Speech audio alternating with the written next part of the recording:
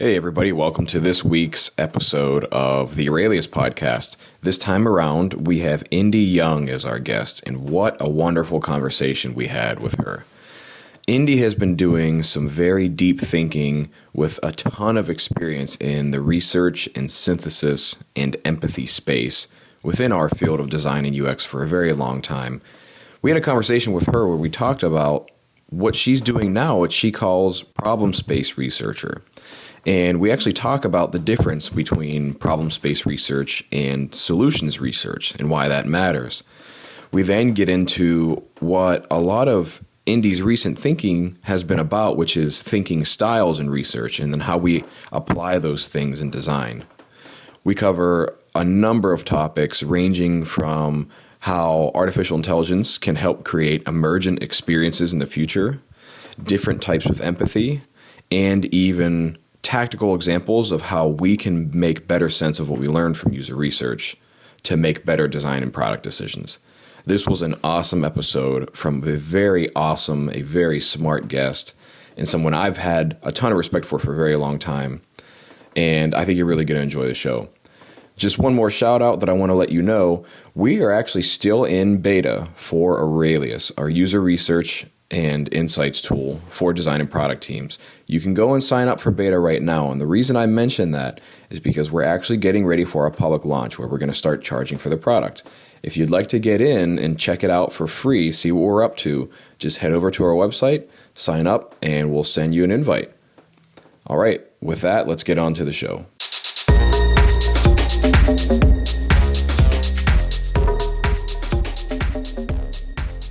Welcome to Aurelius Podcast, episode 15 with Indi Young. She is a problem space researcher, author, and consultant. Indi, welcome to the show. Thanks so much. We're very glad to have you, and I know I can speak for myself and probably many others. I've been following your work for a very long time, and I would say for me, probably close to 10 years after I read your book, Mental Models, and was implementing that at the company I was working for at the time, and very grateful for that. So again, honored to have you here. Thanks so much. Yeah, it's been a long 10 years, I guess. Sure. Well, we were talking earlier about you, where you met up with me at one of the conferences. Yeah, UX Week. UX Week, yeah, 2010, I believe it was. It's a good conference. It's a great conference, one of my favorites all time. Yeah. Well, so 10 years, what have you been doing recently? Tell our listeners a little bit more about the work you're doing now. Oh my God. What's top of mind right now is kind of trying to get my next book started. There's, how you get this sort of itch to do some more writing about something. And the point that I want to try to do is combine this idea of supporting non-dominant thinking styles, which comes up in the diversity arena, with product development, with technology, and trying to sort of draw a line, make a case that those are two of the same things. And then on at least the technology product side, make a case for the idea that problem space research can really support those efforts, can really actually sort of define the pathways that you can follow. And there are many, many pathways, but it'll help you delineate which ones there are and help you have a discussion about prioritizing those. Yeah, well, that's great. We've talked about this a couple times now, and you even described yourself as a problem space researcher. And I can imagine that even the people listening to the podcast might say, well, what does that really mean? What if how would I know if I'm calling myself a problem space researcher, in your words? Right. Yeah. So theoretically, if you're listening to this podcast, you've heard of the phrase solution space and the phrase problem space. You've heard of design thinking. You've heard of the phrase fall in love with the problem. And it all sort of has to do with really focusing on the people that you're trying to support. Oftentimes, those people are called the customer or the user. And what I've been trying to do is separate that out a little bit farther. I think when we still refer to people as customers and users, we're looking at them through the lens of our offering, through the lens of our organization, what we do to support them and how we think about them, and all the knowledge we already have about them. But it tends to force us back into the mindset of problem solving. Mm-hmm. It tends to encourage us to come up with new ideas, do idea generation, innovation work, that kind of thing, where I would like for us to insert a little bit more knowledge that has nothing to do with innovating, that has nothing to do with idea generation, that only has to do with understanding. So this is what my second book was about, Practical Empathy. It's the idea of taking that first step in design thinking, which is called empathize, and snapping it off and making it not a part of a cycle, not a part of something that you go around and around on to improve a product or even to come up with new ideas or new directions for a product, where you're then prototyping and testing, where the very next step is the exciting step. I think everybody gets credit for good ideas, and it's exciting to talk about ideas, and a lot of attention is paid to ways to generate ideas. I know Christina on your podcast earlier was talking about not doing brainstorming where the loudest voices or the most extroverted people will have their ideas out there, where she does this sort of quiet idea generation on sticky notes, and then these ideas of having to create a number of ideas in a certain amount of time, etc. But all of this focus on ideas is, I think, very, very tempting for people to just skip over the understanding part.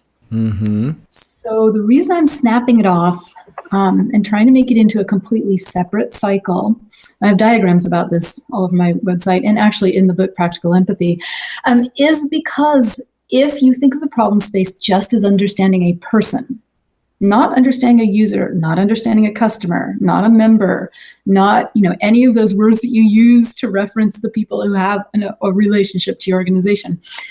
If you just try to understand a person, you let go of your need to solve problems. Mm-hmm. Okay. So instead of that phrase, fall in love with the problem, is like, well, in a way, it really starts to fade into or edge into fall in love with solutions for the problem, fall in love with solving the problem. There's that shadow word solving in there, which puts it still in solution land, right? So actually, instead of that phrase, fall in love with the problem, I like to say build an enduring relationship with the problem. Oh, okay. This is a very interesting turn. Okay. Everybody loves falling in love. Falling in love is fun. It can be.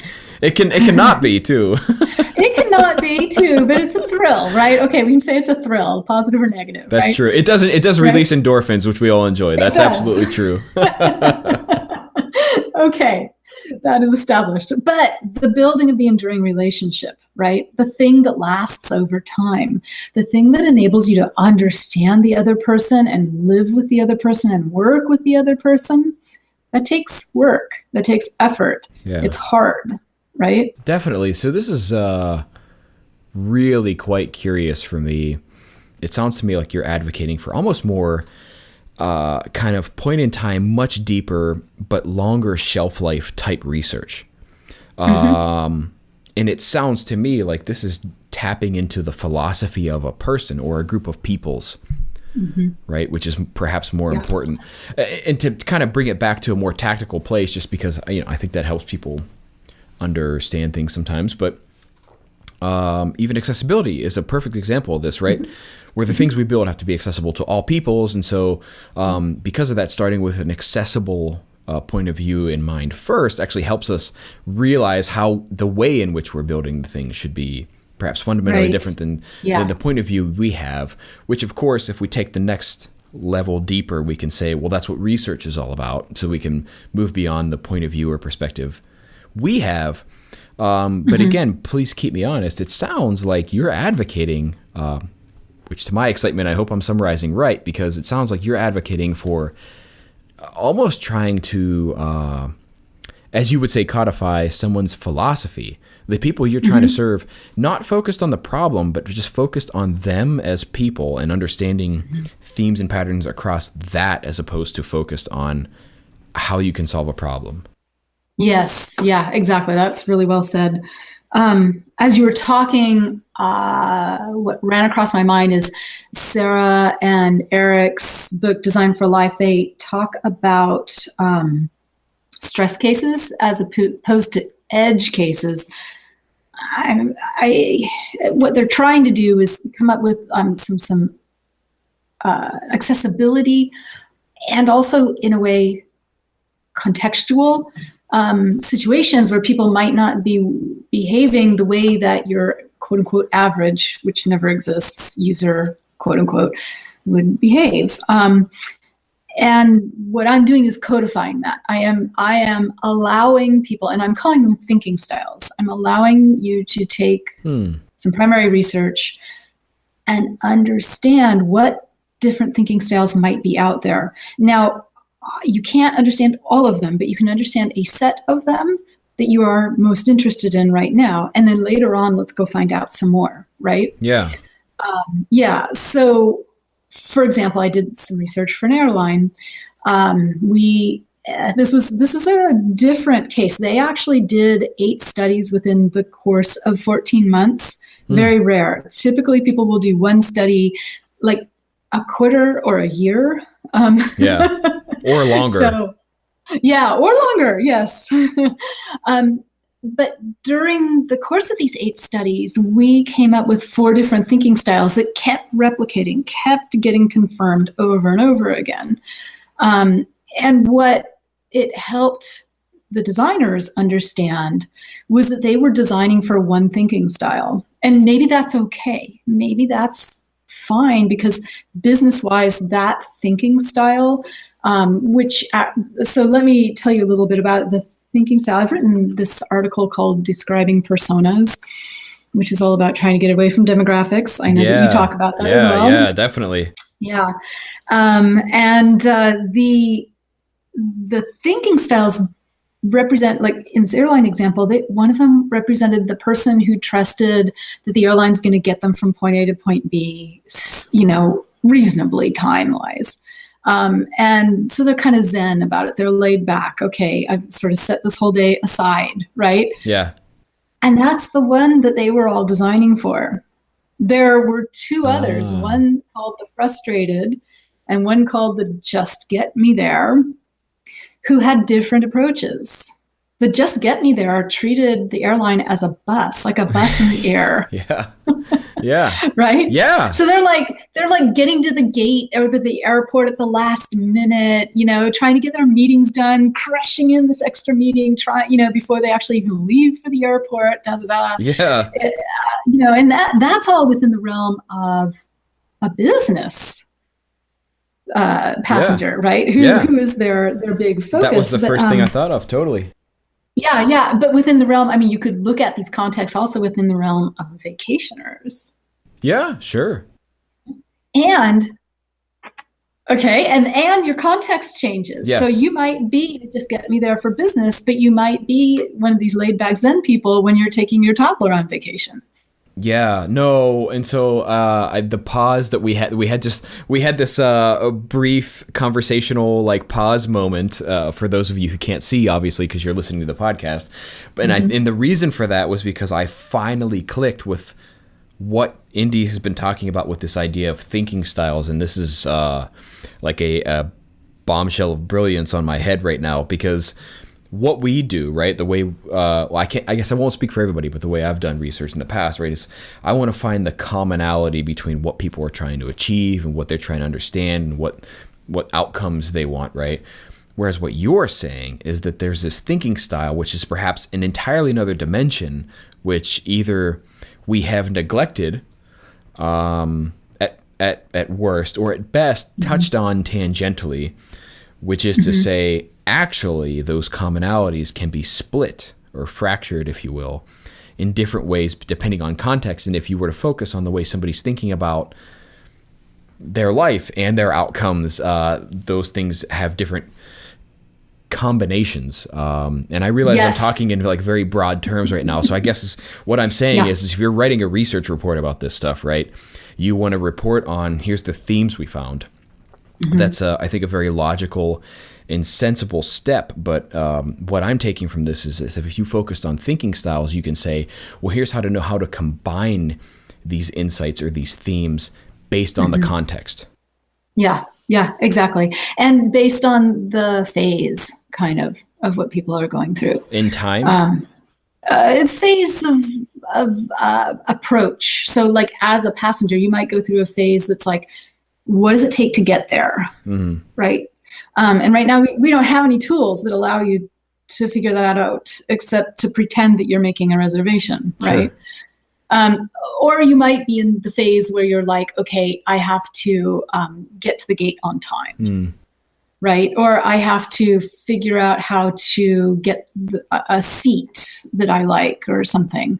Sure. And you could be going through that phase in a number of different time points. But your thinking style, your context, and your phase is going to intersect. Yeah. And those combinations are the combinations that then your organization can say, okay, I want to focus on this one, this one, this one, and this one, and not those for right now. So I'm going to keep us from falling into that rut. Yeah. Right. And the other thing that I want to do, so here's where I'm sort of going forward with this, is machine learning, right? Machine learning is this whole idea where the developers are like, oh, we have all this data and the data's going to tell us how to treat each person differently. Yeah. Well, okay. Yeah, exactly. Right. It doesn't exist. But theoretically, it could lead to emergent experiences. Okay. Right. Provocative. It could lead to, the machine having a listening session with the person interacting with it and adjusting the way it works for that person. Okay. Yeah. But to do that machine, that algorithm needs to understand its own boundaries where it cannot adjust or understand. Right? Yeah. Where there's going to be a limit, right? And right now, we only have one algorithm that tries to serve everybody, and what happens is that it assumes that it can do everything. It doesn't assume that it has a boundary, and so when you run into problems and you're getting frustrated with it.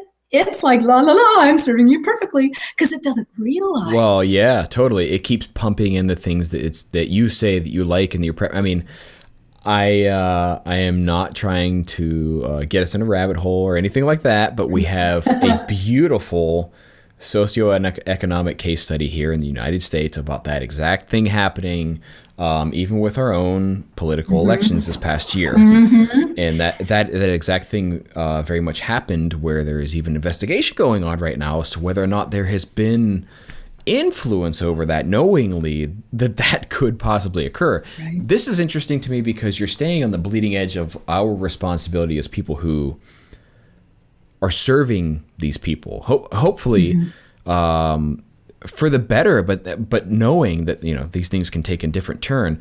I kind of want to take a step back and share with you what I had in my mind as you were describing some of what you were talking about, as like a very tactically applied piece to what you were describing. So you were saying modes of thinking, right? And am I describing that right? Modes, thinking styles. Thinking styles. Okay. So and then And then at certain points, right? So sequences. What I had in my mind was almost something similar to a service design blueprint or a customer journey, right? But rather, those touch points can have a 360 view based on thinking style, which is a curious application of that, because as you said, then a business can come in and say, actually, yes, this one covering the 360 point of view of that touch point or that moment in time or that moment in sequence is extremely important to what we're trying to do in the experience we're delivering, and hopefully balanced by saying also very important for that person. We can tackle that. Mm-hmm. Yeah, I think that makes me think of some conversation I had a little bit earlier today with someone who was talking about how he used mental model diagram. Actually, it was an opportunity map. So it had the capabilities of his organization mapped underneath the towers. It was an enterprise piece of enterprise software, and they were trying to support internal people who were doing configurations for external clients or customers. Okay. So that was what the opportunity map represented. And he said he loved that it was so simple, that it was not as complex as trying to do touch points and three dimensions, in that it just showed, this one dimension. Well, I guess it's two-dimensional really, because there's a line. Yeah. One dimension would be a point. Yeah. but anyway, it showed this line, and it allowed him and his developers to recognize that they were talking past each other. It allowed them without any words being said, you just can look and you can go like, oh, right. Okay, wait. So because, this thing happens, 3 or 4 times throughout the whole process, and it is sort of the same thing, doesn't mean that we want to put it all in the same place in the interface, right? And so it was the idea that we were looking at it very simply, I guess, that allowed them to see that. I don't think it's necessarily for that case. That was a communication win. Mm-hmm. That was the ability to get people on the same page, which it worked really well for. I think the idea of doing maybe a journey map with touch points and stuff, and having this data layered in, would also help with the kind of the innovation side of things.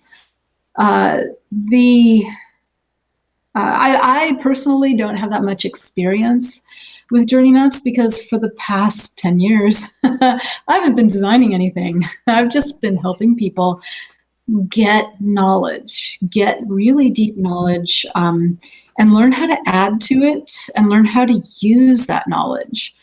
Learn how to apply it, right?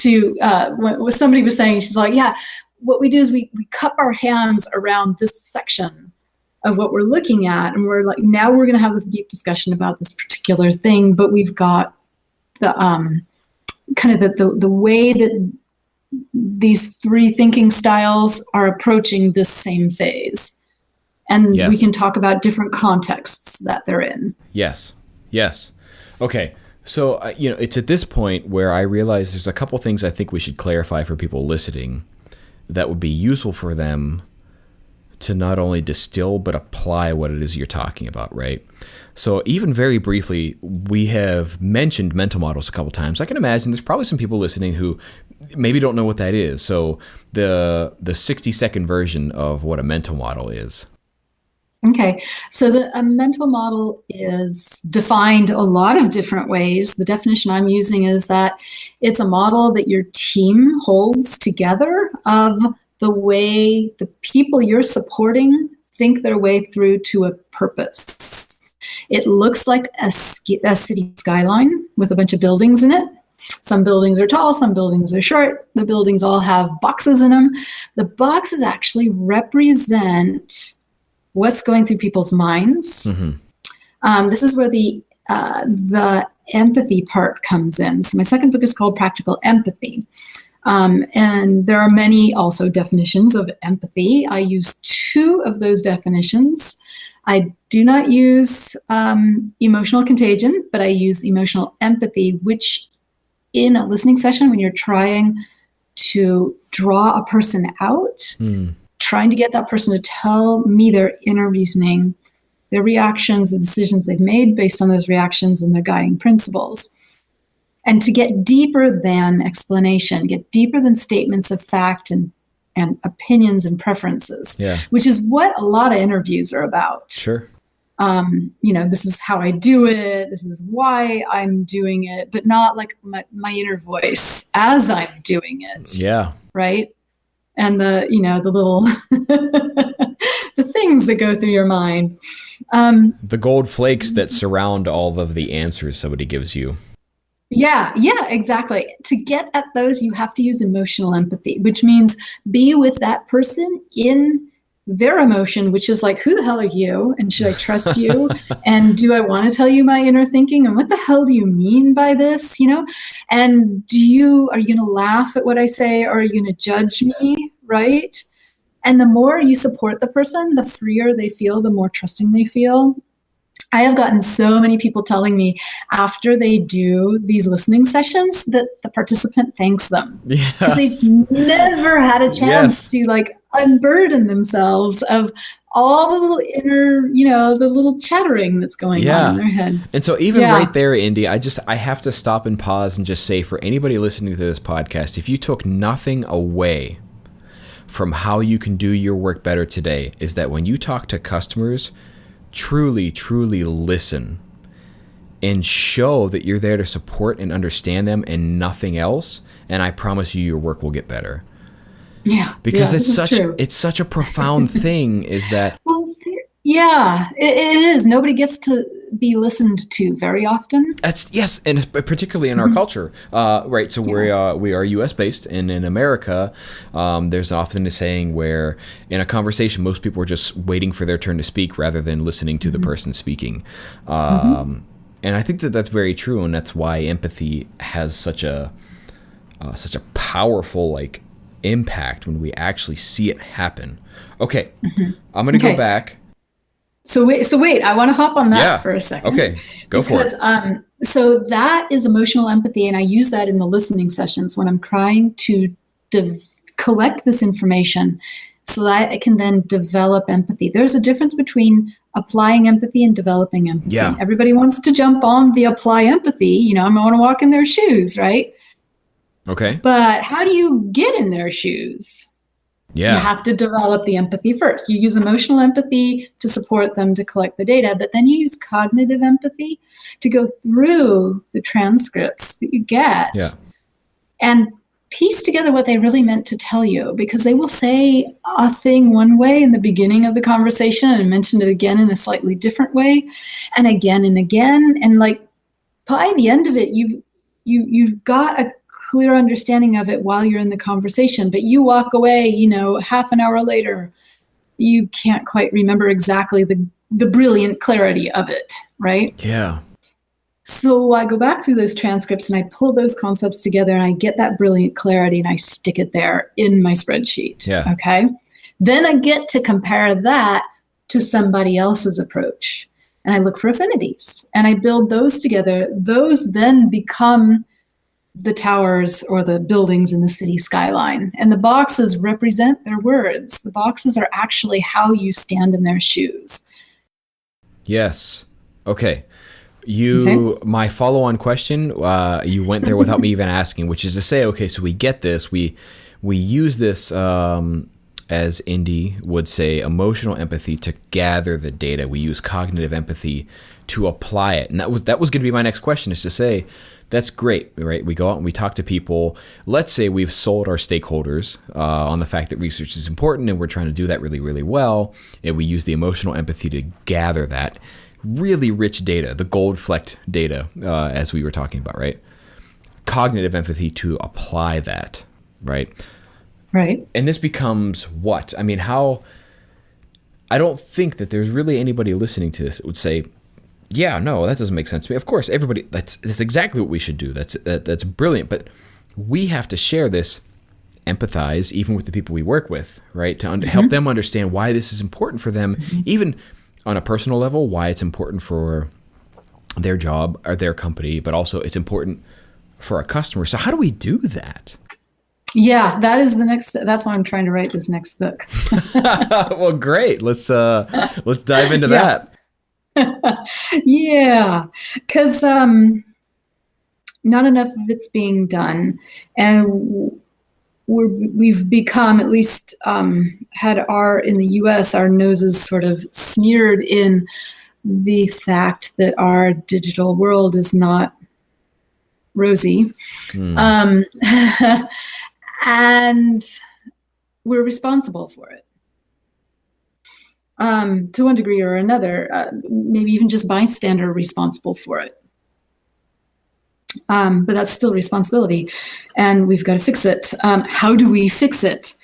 How do we communicate the value of it? One of the ways is to understand what's on the minds of the people that make the decisions about the budget.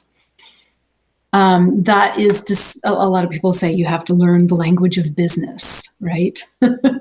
I personally do not know the language of business. I should learn it. But I don't know. It's it's one of those areas that just completely falls off of me. Well, may I add something to that? Yeah. Because it's really interesting, only because you brought it up. It's something that's been on my mind and has pervaded talks I've given recently as well. It's this idea that design is a business. And so the reality of it is design is a business that serves, this overall umbrella of business as well as anything else. And as soon as we started treating it that way, and some are better than others, as you might mention, the sooner we start treating it that way, the more effective we can be. And so I guess just simply what I'm saying is I actually think that you're probably better at the business thing than you give yourself credit for, because people are people, and you understand people really well, right? People have needs. As we talked about at the beginning of the show, people want to be loved. Everybody likes to fall in love. And so we can just understand, sort of what motivates people, and we can help them see why serving other people is good for them. I think the problem with business, the problem with tech, at least, is that it's, in a way, it's all ROI based.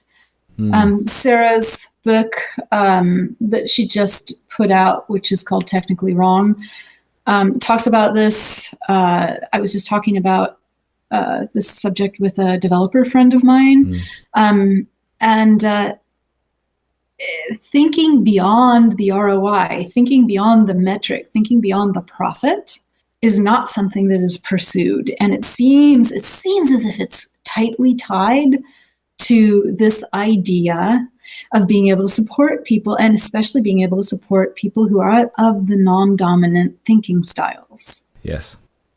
Okay.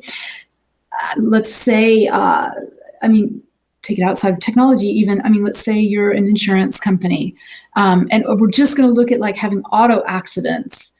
There are different thinking styles around auto accidents that happen in different contexts.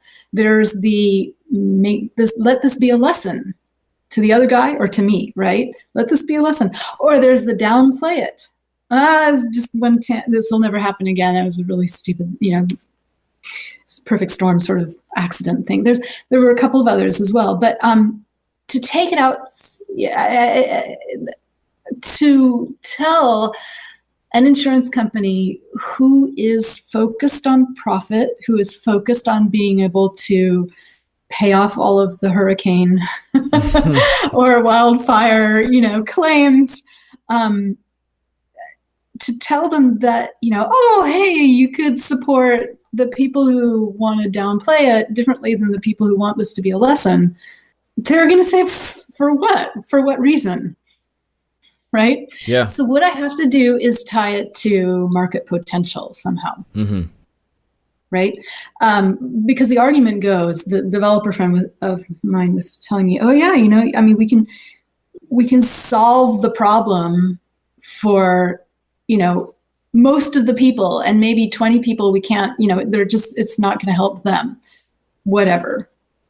And I'm like, but those 20 people could represent 2,000 actual human beings, or maybe even 200,000 or 2 million or 20 million.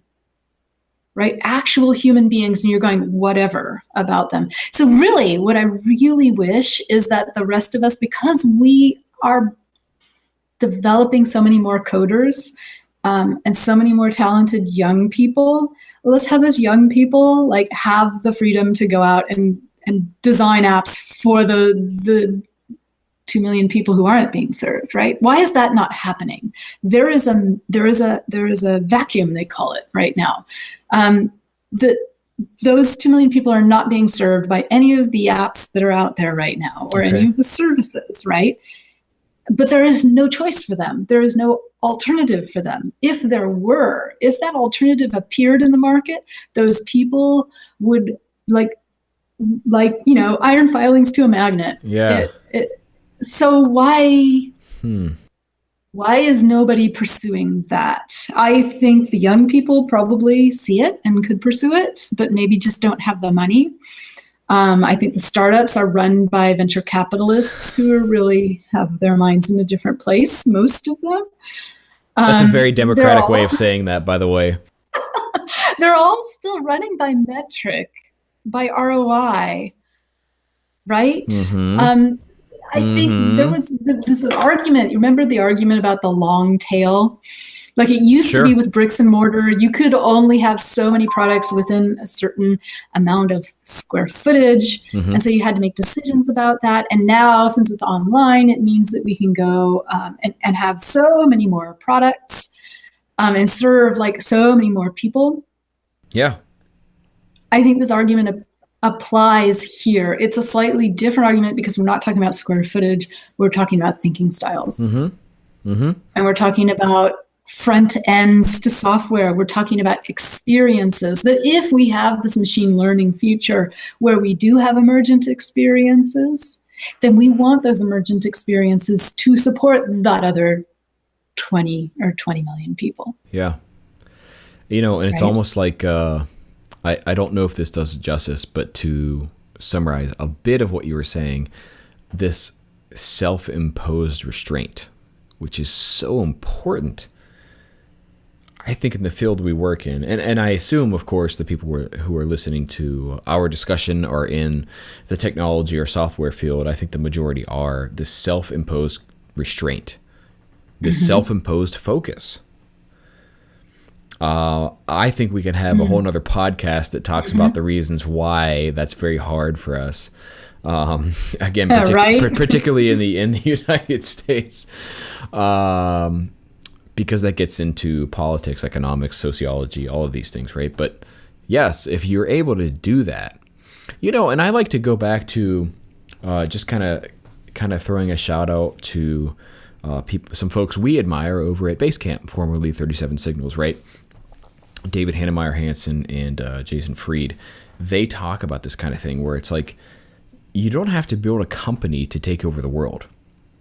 That doesn't have to be your aim.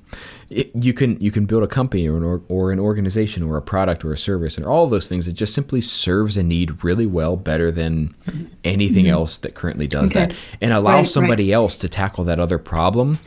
As you've said, that clearly still will exist and is actually a very scalable way of doing it.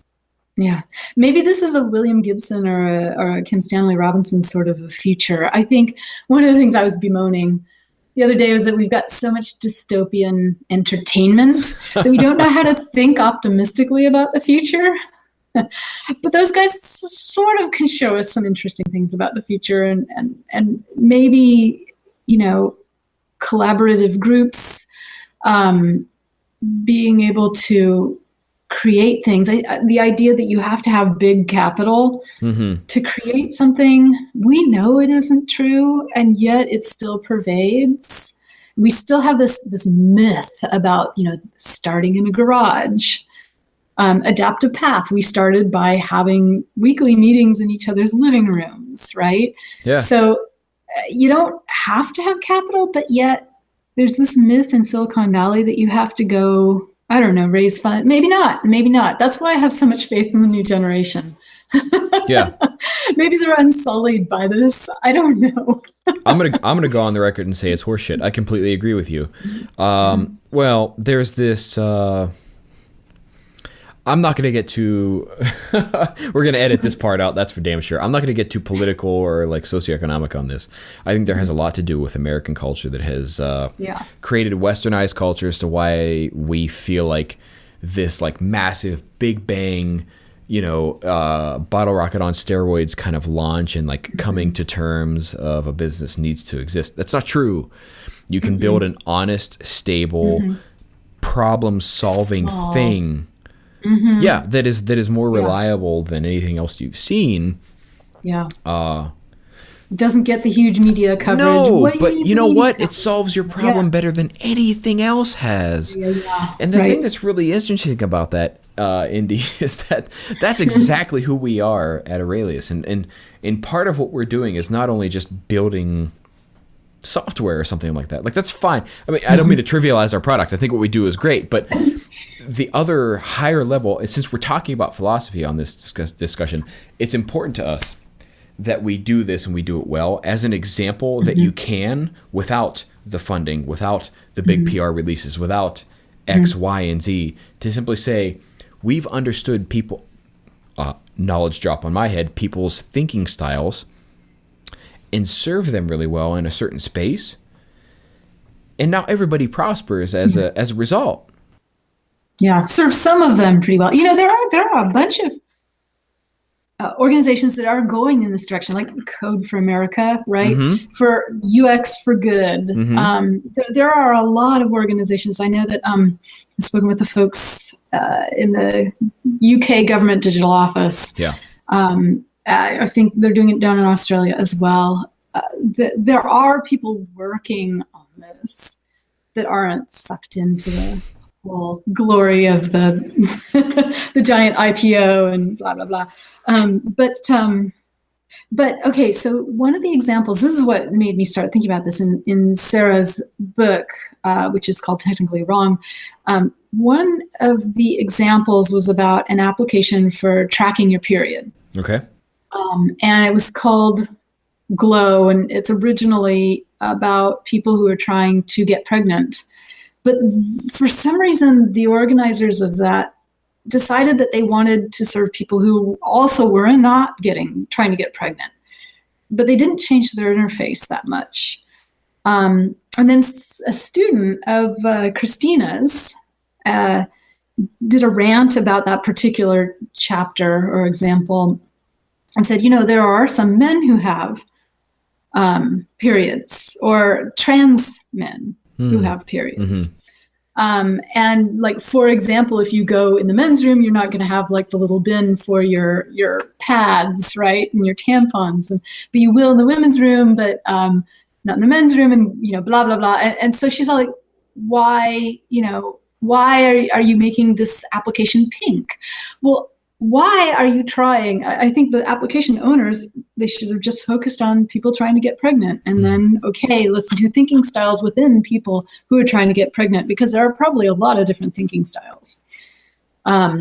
Significant. And why is like this student not deciding, not as if, I know anything about this student or their resources or the amount of time any of us have, but why couldn't that student go and make the period tracker that is for people who, it could include trans men, right? Yeah. For people who are not trying to get pregnant and are not into pink and, all of that sort of thing, who have other reasons. Yeah. Very, very separate, very distinct thinking styles that almost through this conversation may be adverse to another set of thinking styles. Is that fair to say? Well, yeah, I don't know enough. I have not done the research. The theory was that it was they were trying to correlate mood with period. Okay.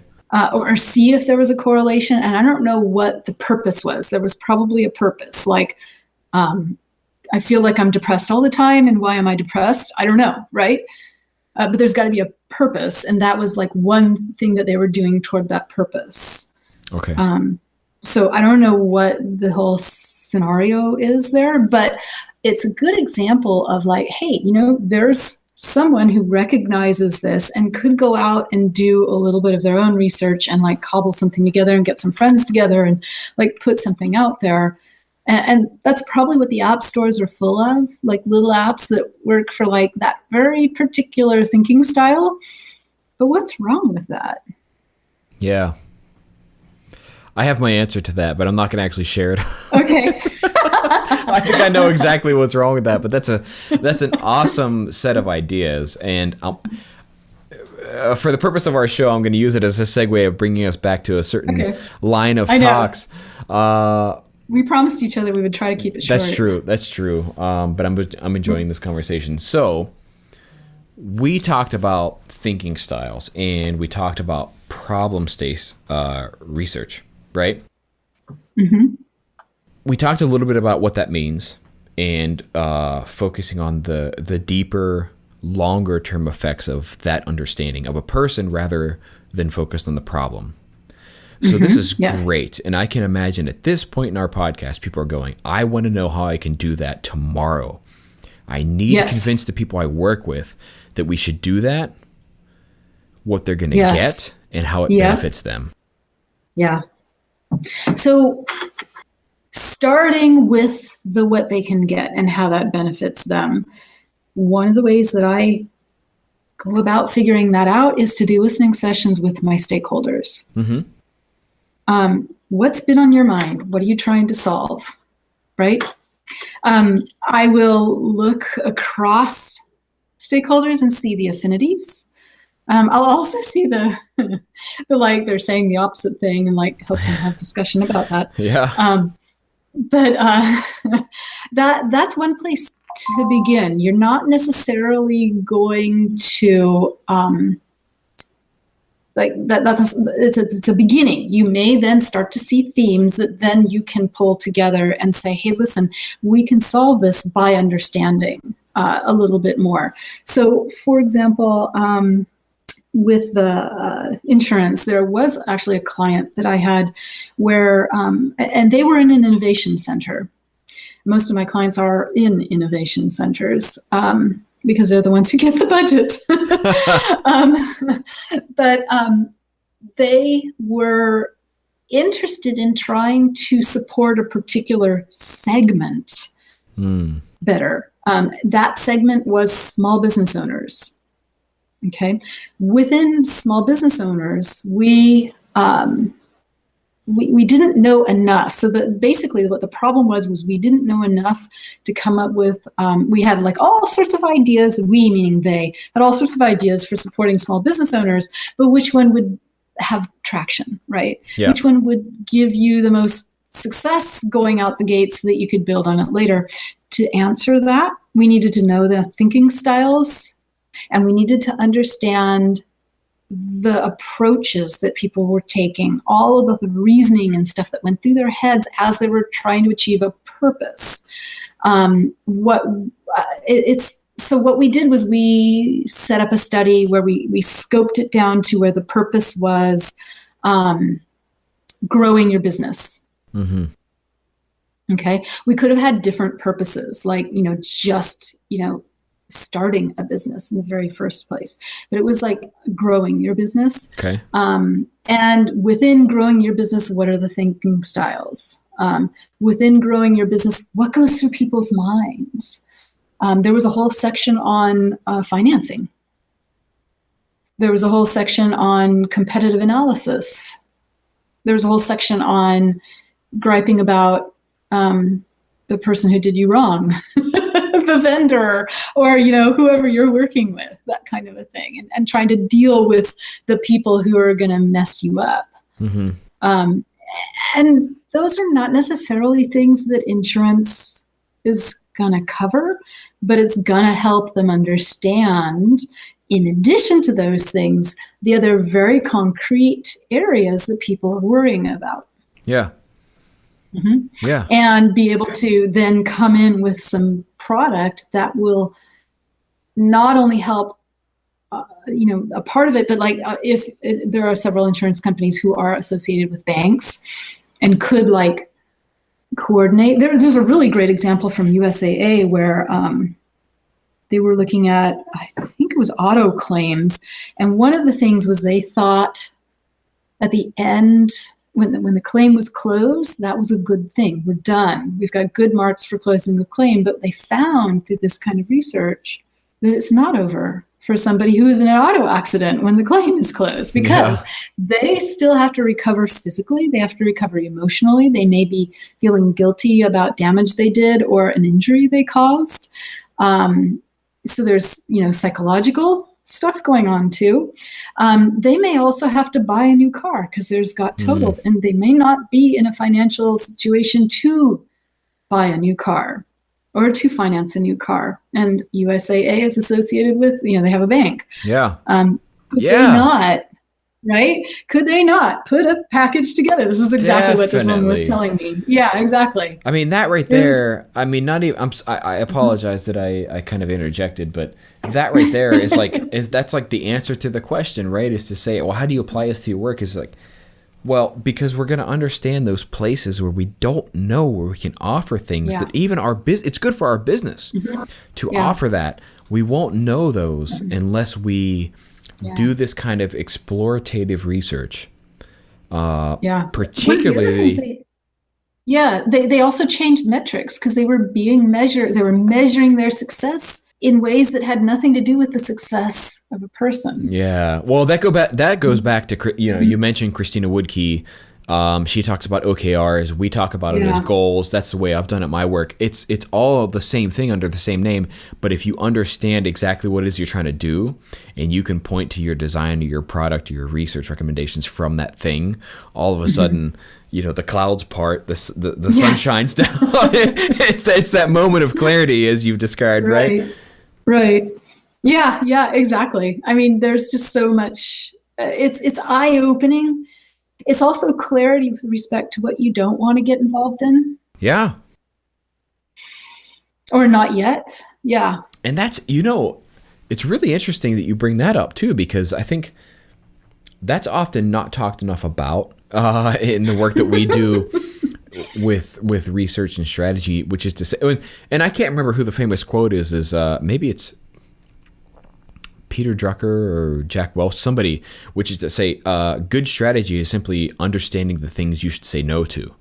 Right. Yes, exactly. Right. Yeah. Like keeping that. Or say, okay, we'll do that later.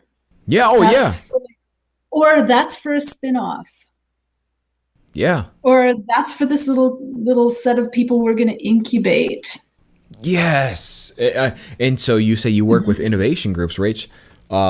What innovation groups should we fund? We know that actually will have legs, but we don't know nothing about. We know nothing about right now. Yeah. Why can't a corporation fund incubation? Why can't a corporation do those kinds of things, like bring, groups of young people in who have this idea, as opposed to those young people feeling like they have to rely on venture capital. Yeah. You just bringing that up, I had the very distinct honor to be part of an innovation group that was from a local service design company here, and they brought together a bunch of people, and I won't actually name names because I don't know if I'm allowed to, but their clients came in, and one of them was from a large U.S.-based bank.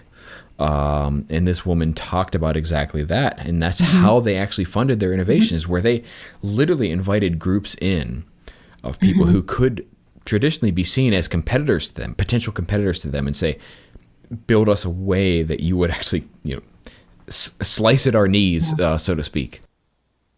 Interesting. Yeah. Well, also, where, how in sports they go out and scout. Why are we, we could go out and scout in places that are not like the Carnegie Mellons and the Stanfords and the Harvard Business, MIT or whatever. Let's go scout in, some very small schools or very specialized schools. Let's go scout in places where people have different thinking styles, different approaches, and see what's cooking. And maybe something that's cooking would be something you want to pick up. Yeah, no, that's definitely the crux of what we were talking about, that kind of thing, and that bank that was doing that. It was actually very interesting to hear such a regulated industry was working in that way. Indi, I realize we're coming up towards kind of the end of time, so Yep. To sort of wrap this up, one of the things I want to ask you is to say, if people are sitting here listening to our show and saying, Indi, I agree with everything you're saying, what are the top 3 things I should focus on tomorrow, next week, next month to do to help our organization do the research in this way and apply it towards these? Yeah. The answer depends. Always. I mean, in UX where does. are you? How much power do you have? Blah, blah, blah, blah, blah. I don't know that I can answer that quickly. Doing stakeholder listening sessions, picking up my book and learning how to do a listening session. Maybe you have all the power in the world and you want to just do this. Maybe you've got the power but no team or no time. Hire me and my team to do it. There's all sorts of different things you can do tomorrow. I think another thing, though, is to build your own understanding and vocabulary about this idea of non-dominant thinking styles and diversity. So read books about diversity, listen to podcasts about like Code Switch and stuff. Find out about becoming woke, and see if you can learn something from that to apply in your own area. There's a group called Code 2040 who's focused on the computer science side of this, and bringing young people. They have fellows and a fellows program. Maybe get involved in that. There's Black Girls Code as well. A little bit younger group, but they focus on younger people. There's all sorts of ways you can get involved on that side too, with the younger folks coming on. But maybe just learn more, open your eyes to it. I mean, that's what I'm kind of going through right now, because I want to have some framework and some framing that actually exists out there to use in my new book. Yeah. Okay. Yeah. So, as my usual style, I'll try to wrap that up in some kind of summary of what you said. And again, please keep me honest. Start with understanding the people. Practice empathy with people you're working with and for. Mm-hmm. And then educate yourself on how this diverse and differing perspective can actually help benefit them. Mm-hmm. And do your damnedest to sell them on that. And then start doing that work. Right. Is that fair? There you go. I like that. All right, good. All right. You know what? I got a decent track record so far. 15 episodes in, and I'm summarizing these awesome, brilliant, complex thoughts as best I can.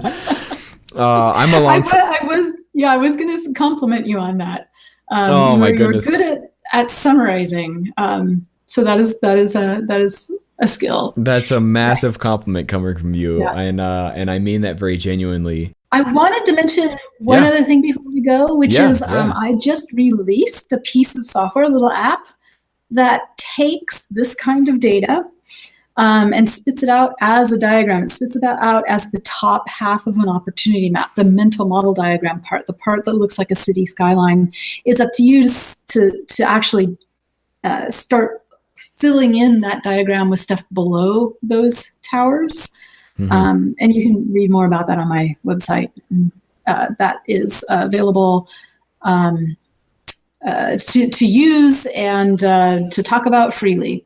Yeah, awesome. Well, that was going to be my next question. Is there anything for the folks listening to this episode that you would like to share? And so that's definitely one of them. You have an upcoming book as well, I understand. Mm-hmm. Yeah. Hopefully. Also, I'm trying to get a second edition out of Mental Models. It's overdue for that. I've been trying for a year, though, and I have nothing to show for it. So I really need to be serious about it. I've been doing a lot of podcasts and a lot of talks, which have been recorded. Those are all on my website. So you can spread those around, try to get people talking about it. I also, if you have a UX book club or even an internal book club at your organization, I will do free chats with your club after you've read the book, kind of do Q&A or whatever. Very good. There you have it. Very good. And we are going to make sure that we include links to all of those things in our show notes. You just go ahead and head over to our website, aureliuslab.com. And the link to this episode with Indi Young, and we'll make sure we have links to all of that stuff. I can personally vouch for Mentimuddle's version 1, and I will look forward to version 2 whenever she gets around to it, but very instrumental to my work, and definitely attributed to where I am today. I'm honored to have had this conversation with you, Indi. Awesome. Thank you so much, Zach. Awesome. We will see you next time. If you enjoyed this episode, consider leaving us a rating on iTunes or wherever it is that you listen to our podcast. And also, you can fill out our podcast survey, where you can let us know if someone awesome that we should have on the show, and even tell us about the things you would want to hear about, topics that are interesting for you. You can check that out in the show notes or on our website.